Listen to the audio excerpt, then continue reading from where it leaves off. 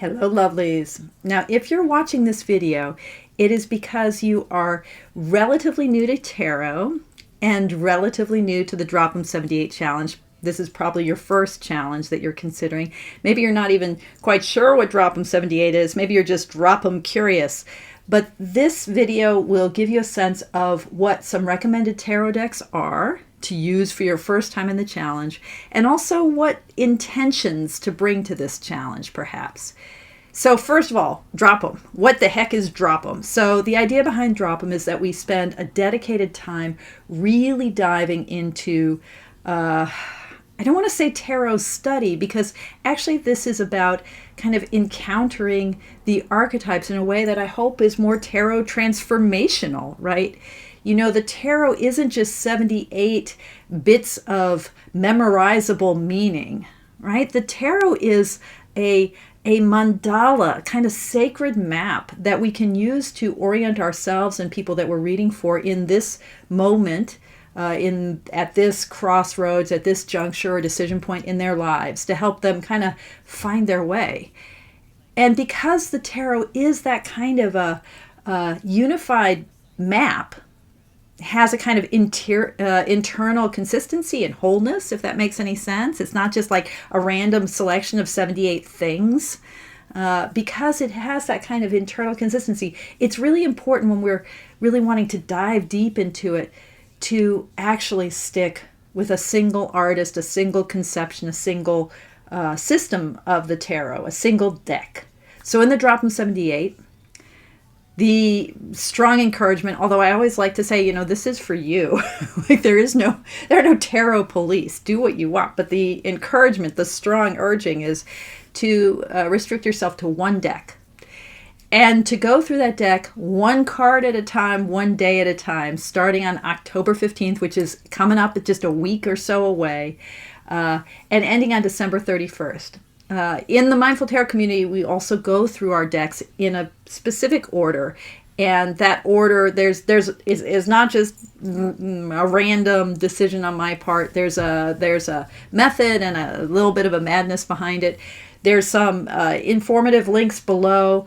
More than anything else, I deeply encourage you, if you're going to do the challenge, to register, or if you're thinking about doing the challenge, to register for it at that link.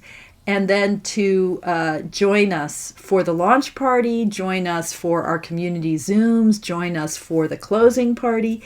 If you register, even if you can't make those specific times, the launch party and the closing party will be videoed, and I'll send you a link to the video so you can stay on top of things. And I'll be in touch by email to those who've registered throughout the challenge. And then we have our Facebook page and all of the wondrous, brilliant mindies, the Mindful Tarot community folks who just generously pour of their wisdom and their clarity and their passion into their Drop 'em 78 daily posts.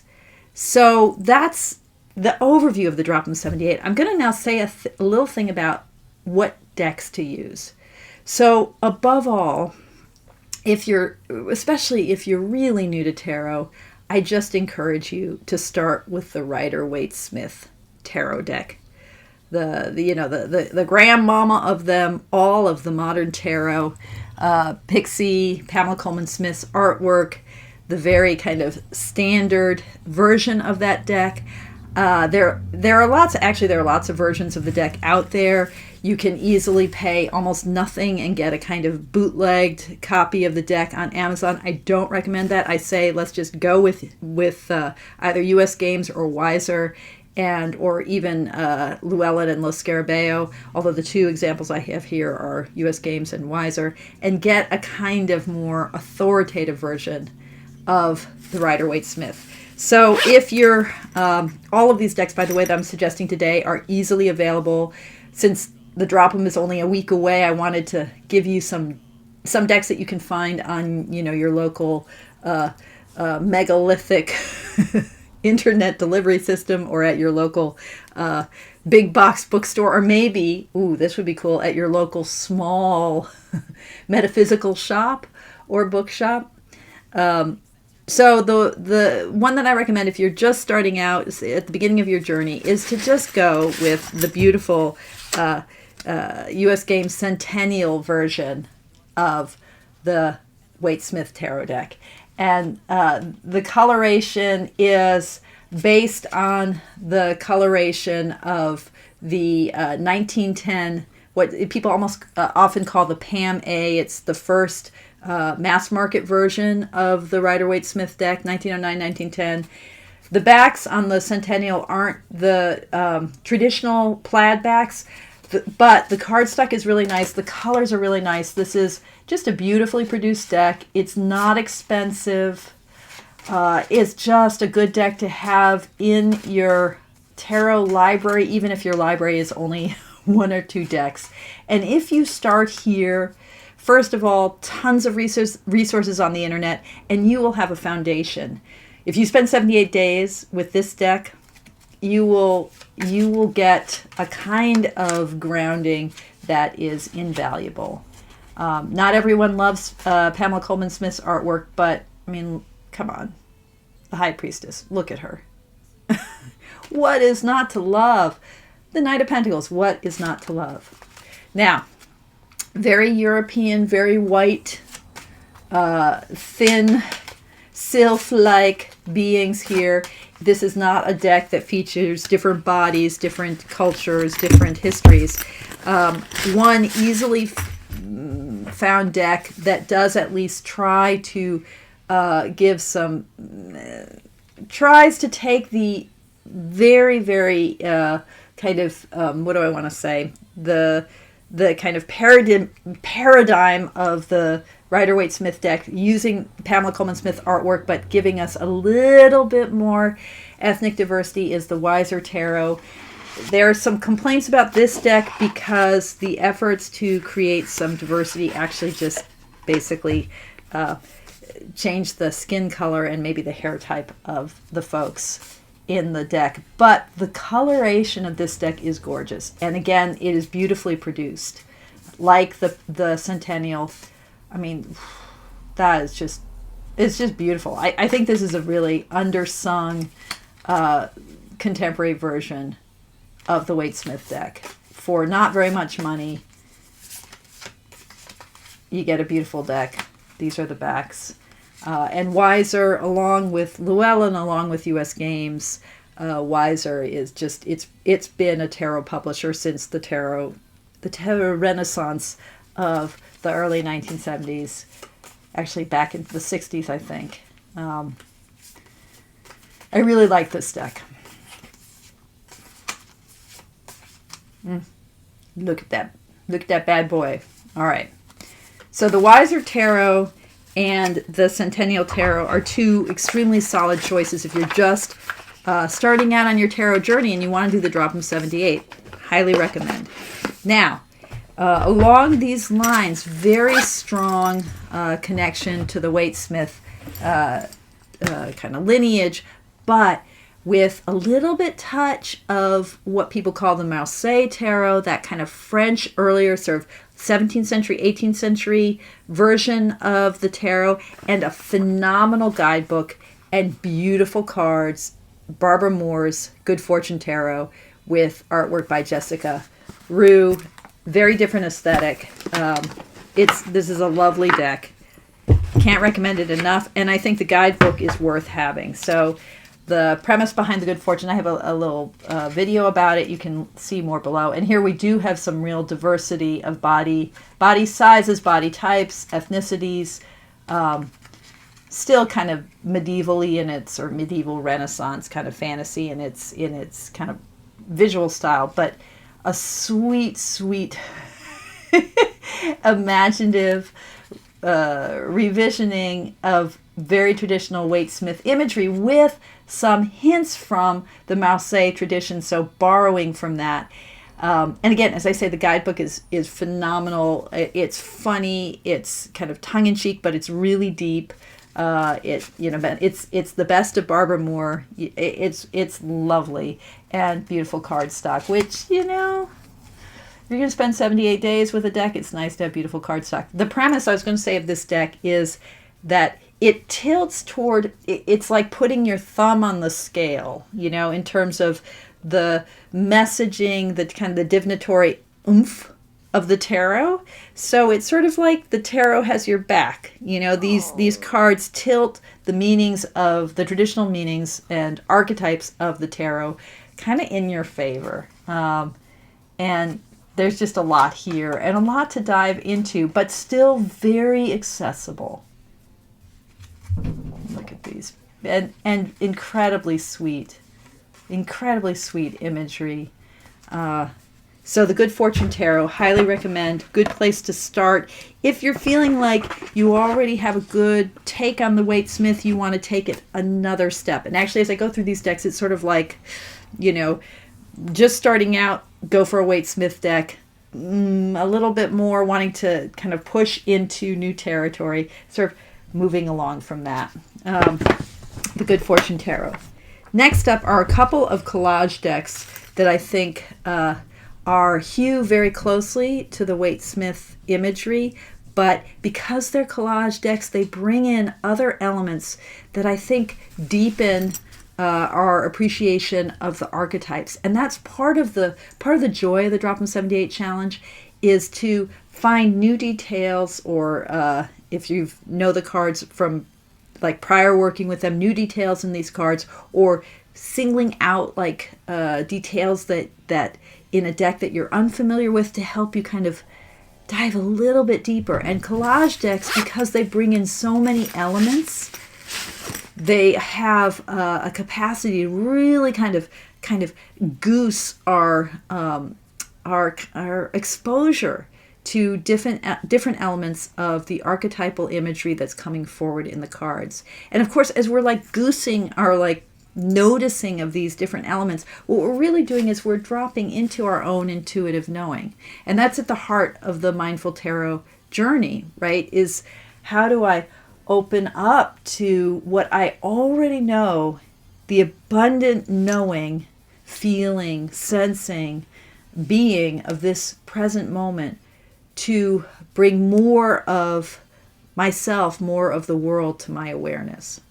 Okay, so two collage decks. One is Kat Black's Golden Tarot. It's a classic. US Games just reissued it. This is a deck that is impeccably curated from medieval art, and Kat Black's little guidebook, which I don't have to hand, is also super good. She has a website that has easy access to more information about the cards and also card images. That website is a wonderful resource. If you are if you trope toward medieval imagery and medieval art, this deck is it's a delight to use. Some of the imagery is a little bit more clunky than other images in terms of the collaging, like the sort of cut and paste of different elements. Like this Seven of Cups is a little bit goofy, but overall, you know, you're going to encounter these faces and these kind of worlds that are just, I mean, look at that guy's expression. They're just so powerful and rich. And the deck, the linen version, I think is beautiful to hold, beautifully produced. Comes in a not matchbooks. It's not a matchbook, but what do you call that? But comes in a 2-part box, really nicely produced and not too expensive. So Kat Black's, oh, there she is, the Queen of Wands, my all-time favorite Queen of Wands. Kat Black's Golden Tarot. Another deck, an undersung deck, incredibly inexpensive actually, and beautifully done. I have had such powerful readings with this deck. I hate the backs. I think the backs are just like ho-hum. But this is the Uncommon Tarot, and lots of cultural and kind of historical era diversity, and it's beautiful. Now this is a much more complex collage deck. It moves toward greater abstraction with the images. This will give you a bit of a run for your money, but there's so much here. Ooh, gotta love, this is the Hierophant. Some of the cards in the Major Arcana are renamed, so it will push you. It will presume and will what do I want to say? It'll kind of push you to have also an understanding of the Waite-Smith imagery. So with a deck like this, what you're going to find, especially if you're early on in your tarot journey, is that you're going to need to be thinking about Waite-Smith imagery and probably looking at a sort of what I call a calibrating deck, but just a reference deck like the Centennial or online resources to think, okay, how is this a version of the Hierophant? What elements of the Hierophant in the traditional Waite-Smith imagery are being echoed here, and what does this bring to the party? So there's an extra layer of investigation when you go with a more abstract collage deck. This is perhaps maybe a deck that would be good if you're a little bit more intermediate or like advanced beginner in your study of tarot. I love this deck. And it's really well produced. I mean, other than the like unfortunate ho-hum backs, it's really a lovely deck. Gives fabulous readings. I'm not a big fan of gilding, but this gilding is fine and unobjectionable. Uncommon Tarot. Oof. I need to be reading more with this. I read for clients with this deck a lot. Okay.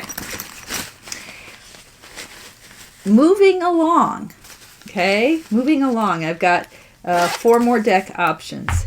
So again, if you're kind of more intermediate, I don't want to say intermediate, advanced beginner in your drop 'em 78 kind of orientation, a deck that I highly recommend, which will, if the artwork appeals to you, this will take you quite far. US Games just reissued it. It's got a guidebook that comes from the 1980s. It gives you a kind of what do I want to say, a kind of portal, a kind of window into that moment in tarot history in the 1980s when there was a huge uptick in interest in tarot and interest in tarot as self-transformation. I have a video about this deck. I'll if I remember, I'll put the link below. This is the Aquarian Tarot. And what I think is so valuable about working with this deck, besides it's just beautiful, very specific kind of feel to it, which will either resonate with you or not.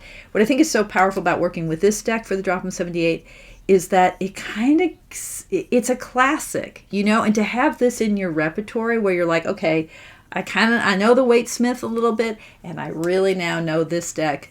It just deepens your capacity as a reader.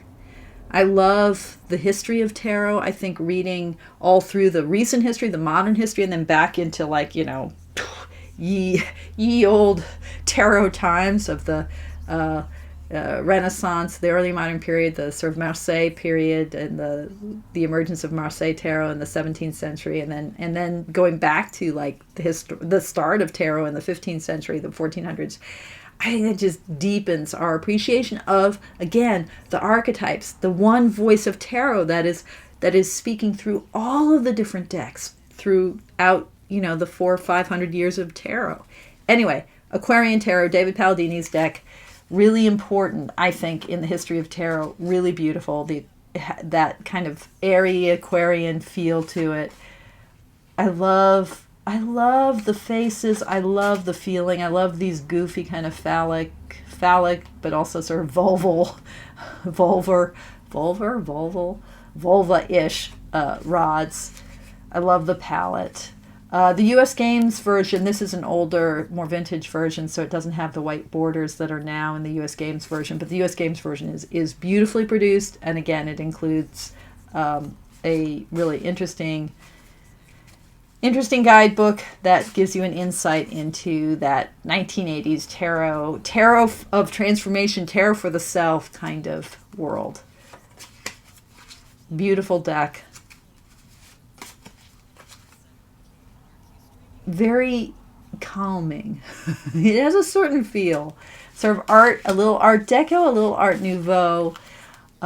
These pale faces.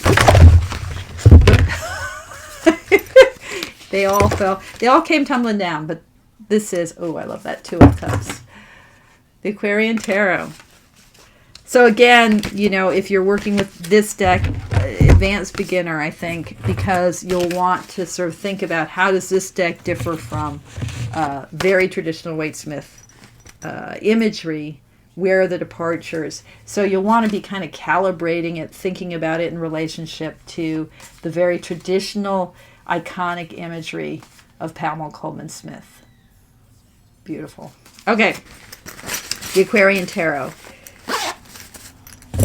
A different kind of exploration. Again, all of these like more advanced beginner or intermediate decks, all of these kind of force you along the way to think about the Waite-Smith imagery, because that's the basis, that's the fundamental underlying kind of the baseline, right, for these decks. But I recommend a kind of very different kind of journey is Anita Inverarity's Inverarity's Universal Folk Tarot. Different aesthetic. It's sort of a, well, you'll see.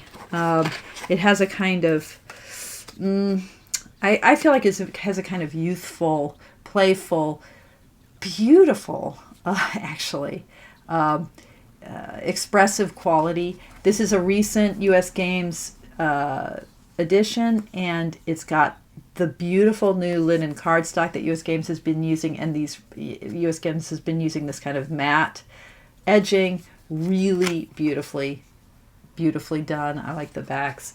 And what's cool about this deck, besides, I just think the playful, sort of youthful, illustrative style, really endearing, really sweet, not confronting, right? Besides the artwork itself, the composition, the color palette, which is quite lovely, the guidebook is really fascinating. So, nice chunky guidebook. The guidebook assigns to each of the tarot cards a story, a folk story, right? Which enables you through narrative a way to diving into the archetypes, so that you can think about the story behind the Knight of Swords with this keyword, the challenge. And that's the other part of this deck, is that there are keywords underneath each of the cards, which is helpful for those of us beginning on the tarot journey. But those keywords, instead of it just being, I need to memorize these keywords, this is the meaning, because they're emerging from a story, a narrative context drawn from world cultures, right? This multicultural lens. There's really something there to sink into. And archetype, as Carl Jung, the psychologist, talks about archetype is about this knowing, this intuitive knowing, these intuitive resources that are trans-individual and that pervade world culture from the beginning of historic time, from the beginning of written history. So here you go. There's a story with the Two of Swords, and that story leads us toward a certain understanding of trust. And then you have the artwork, which can also prompt you toward greater understanding. So Anita Inverarity's Universal Folk Tarot, another recent edition from U.S. Games.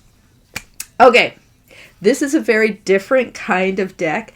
I recently did a dueling deck dialogue with this deck, and I was just so endeared by it, so blown away by its depth.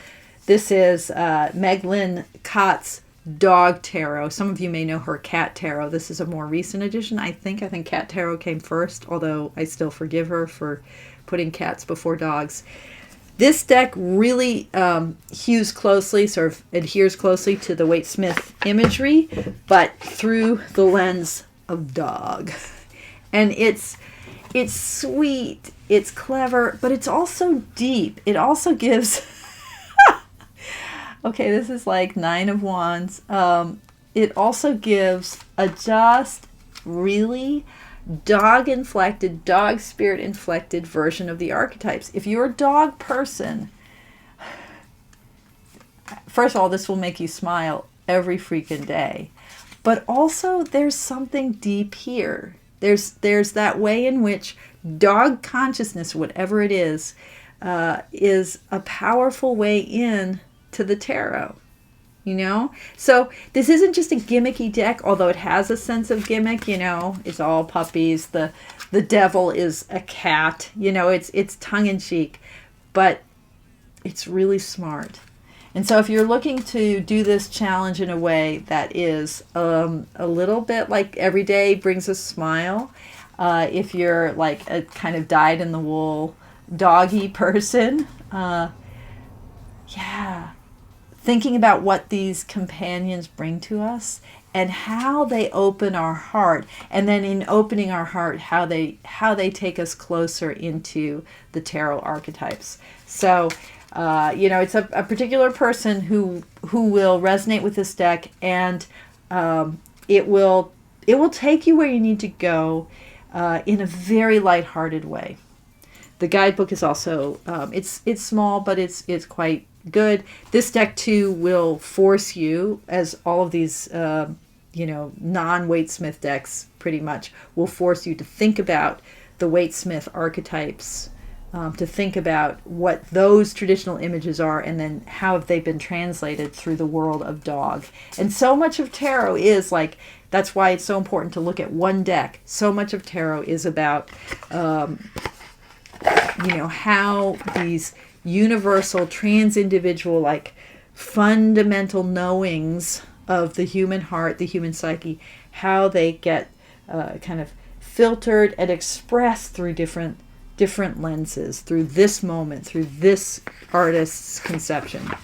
So, Lynn Kott's The Dog Tarot. And finally, last recommendation. And this is, you know, this is sort of random. I mean, other people might recommend other decks, and actually, if you've got some suggestions, those of you who've been doing the Drop 'em 78, this is now the 4th year, so you may have done it before. Those of you who are more further along in your tarot journey, if you've got suggestions of beginning decks, I'd be really curious to hear what they are.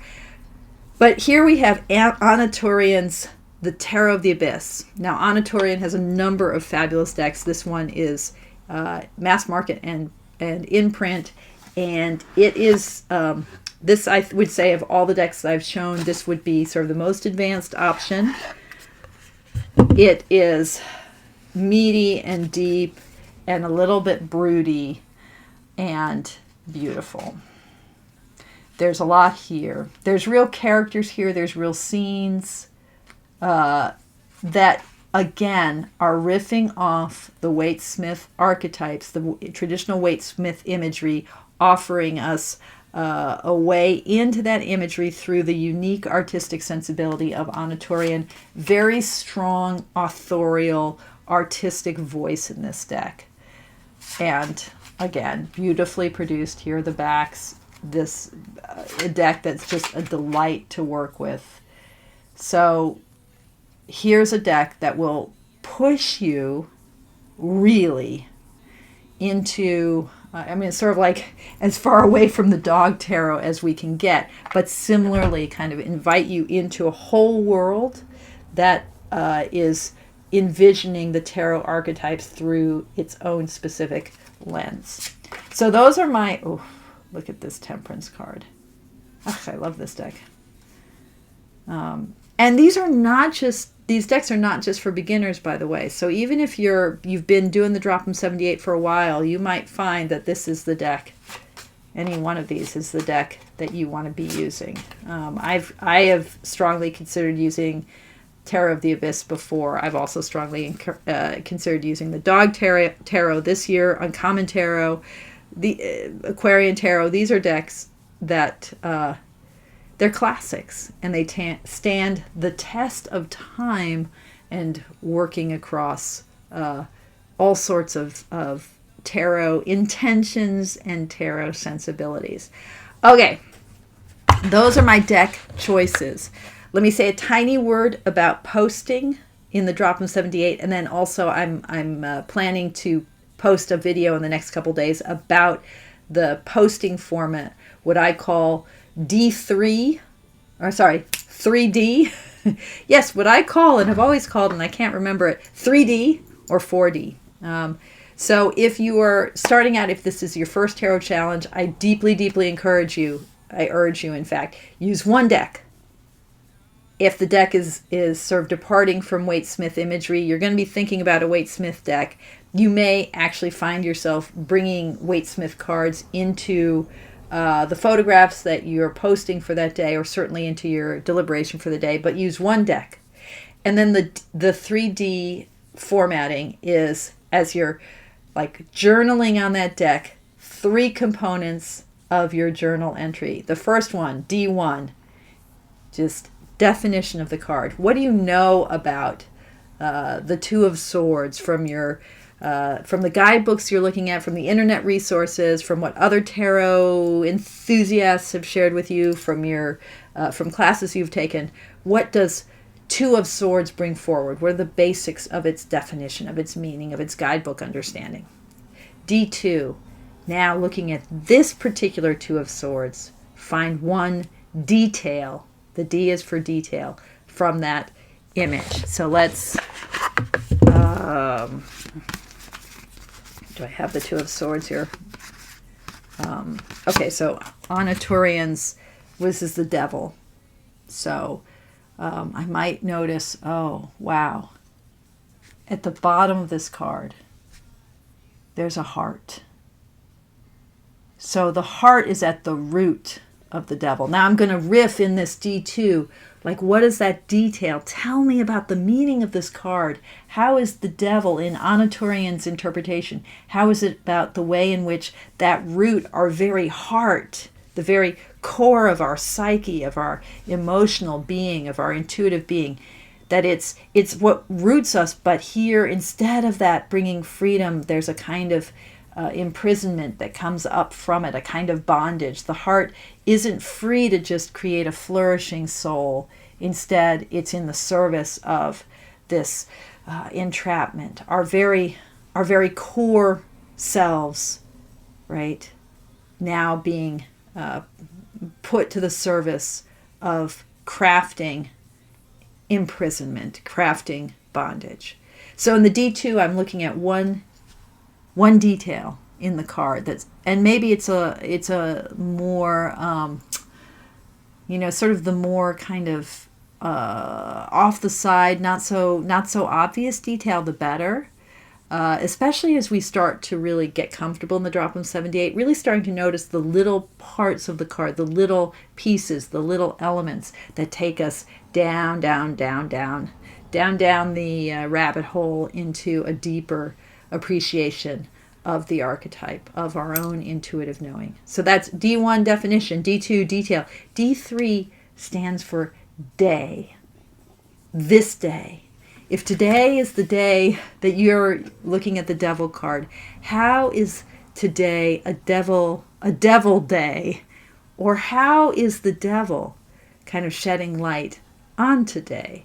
So in the D3, we're really thinking about the events of this specific day, the specific context in which I've drawn this card, and we're using that context, leaning into that context to help us plunge deeper again into the understanding of the card. We're getting into the habit, which is so much at the heart of Mindful Tarot, at the heart of Mindful Tarot. We're getting into the habit of reading our life in the field of the card, and reading the card in the field of our life, that our life and the tarot are not separate, that the one informs the other informs the one, right? So as I think about today, I actually have a very, very sketchy is not quite the word, I'm apprehensive about it, meeting later today, in which I'm going to be part of a consideration process where I've got to try to kind of bring my better, most generous self, but I have a lot of feelings, a lot of history, a lot of karma that goes into the topic of this meeting.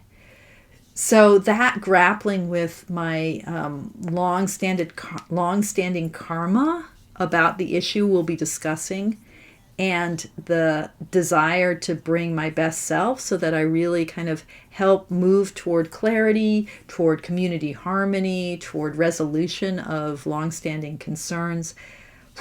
That tension, that's the tension of the devil card. So you see what I did there? I was thinking about, well, what is today? And how is today kind of illuminating the meaning of this card. I highly recommend, if it's possible, to work on your posts for each day, to lay down a kind of framework at the beginning of the day where you talk about the definition of the card and you talk about a detail.